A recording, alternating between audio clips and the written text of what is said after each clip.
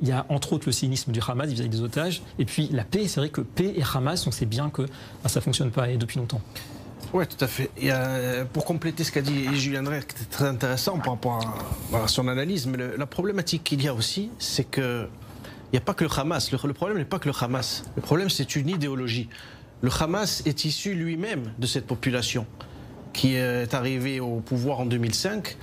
Et donc, je crois que Donald Trump, par exemple, aujourd'hui, l'a bien compris.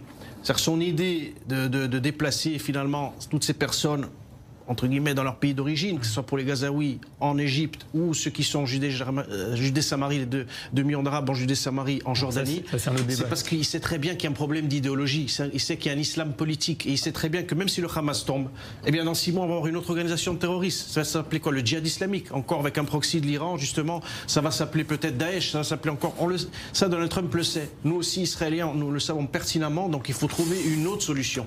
Parce que c'est pas possible, l'autorité palestinienne, de toute façon, c'est la même idéologie aussi, puisqu'on sait que jusqu'à aujourd'hui, c'était finalement un petit peu la vitrine légale du terrorisme. C'est-à-dire qu'ils avançaient un petit peu, voilà, finalement sur un langage pour toucher la communauté internationale, mais on sait que par en dessous, voilà, ils payaient les familles des terroristes. On sait Mahmoud Abbas, on connaît son CV, on sait qu'il a écrit une thèse sur négationniste. Cette semaine, il a annulé une partie des versements, même si c'est pas si clair. Je pense que c'est une stratégie, mais ça ne changera rien. Mais aujourd'hui, voilà, c'est ça qu'il faut savoir.